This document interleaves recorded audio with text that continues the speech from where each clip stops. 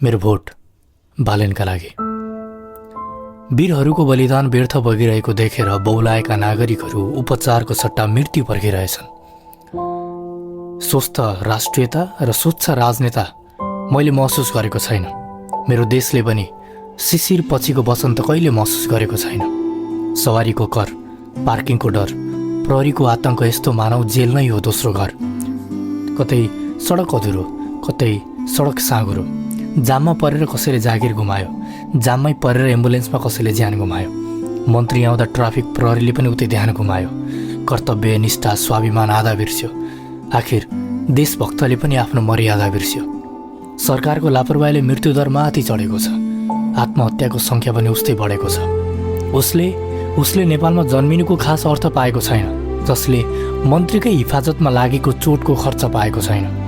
Money भन्दै मानवता मारिदिएपछि, लोभ लालच देखाई स्तर झारिदिएपछि, केवल 200 रुपियाँ दिँदैमा कसले बचाउँछ ज्यान? यहाँ लास उठाउनेलाई साउले रकम 1000 दिएपछि, अन्याय गरेर भन्दा न्याय नदिएर बढी श्राप कोर्टले पाउँछ। मेरो देशमा पुस्तकभन्दा बढी मान्यता पासपोर्टले पाउँछ। डिग्री सकेको मान्छे खाडीमा पुग्छ, डिग्रेड ल्याउने मन्त्रीको गाडीमा पुग्छ। टपर आर्थिक अवस्था कमजोर भएर कतार पुगेको छ।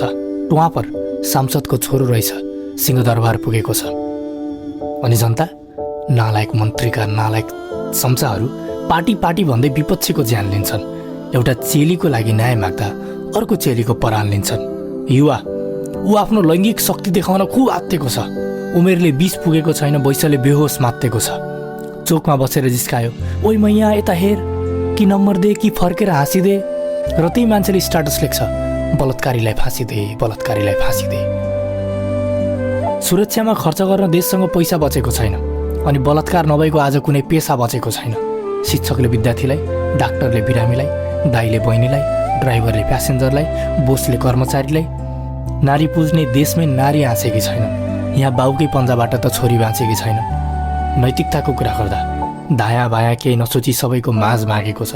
नैतिकता गुण बिर्सेको छ। छोराले बाउसँग पनि पैसाको ब्याज मागेको छ। नारी पनि आफ्नो कर्तव्यबाट कति भागेकी छिन्। श्रीमान खाडीबाट फर्कदा पिआरवालासँग श्रीमती भागेकी छिन्। सुदूरपश्चिमको सुन्दरता देखिन्छ, गरिबी देखिँदैन। शुक्लाफाट देखिन्छ, खप्तड ताल देखिन्छ, तर जनताको रुवाबास देखिँदैन, बैराग हाल देखिँदैन। खेती गर्न खेती योग्य माटो पुगेको छैन। खरिद गरौँ, पैसो छैन। चामल र आँटो पुगेको छैन। काम गरौँ, काम छैन। मधेस जाउँ, कसरी जाउँ? यहाँ अस्पतालसम्म बिरामी लैजान त बाटो पुगेको छैन। मुगुको राराको तस्बिर सबैले खिच्छन्, तर राराको किनार आहार खोज्दै गरेको तकदिर बुटेको बच्चाको तस्बिर कसैले खिच्दैन। यस्तै वीरहरूको बलिदान व्यर्थ बगिरहेको देखेर बौलाएको नागरिक म मृत्यु पर्खिरहँदा उपचार स्वरूप आज बालेनलाई देखेको छु।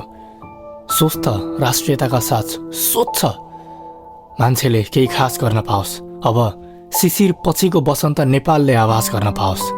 बाटोमा असरल्ल छिरिलिएका दिनदुखी प्रतिको ममताका लागि, धुलो धुवाँ सरकारको यातनाबाट आत्तिएका जनताका लागि, सन्दुकरित र महावीर पुनले चाहे जस्तै मित्रका लागि, स्वाभिमान बिर्सेर धरापमा परेका चरित्रका लागि, काठमाडौँको गल्लीमै हराएको आफ्नोपनको लागि, तिनै गल्लीमा थुप्रिएका फोहोर व्यवस्थापनका लागि, आफ्नो मुनिबाट बाटो काट्दा दुर्घटनामा परेको दृश्य हेरेर चितनशील मान्छे पर्खिरहेको आकाशे पुलको लागि, पार्टीगत र्याली निकालेर सर्वसाधारण जनतालाई शास्ति दिलाउने बेवकुफ हुलको लागि, पुर्खाले लगाएको अपरम्पार ऋणका लागि, कुचेर थुकेर छाडेको नेपाली जमिनका लागि, हो उसका लागि अनि यसका लागि, मेरो मातृभूमि, मेरो देशका लागि, बेवारिसे छाडिएका भौतिक सम्पदाका लागि, आजका लागि अनि सदाका लागि, मेरो भोट यसपालि बालेनका लागि।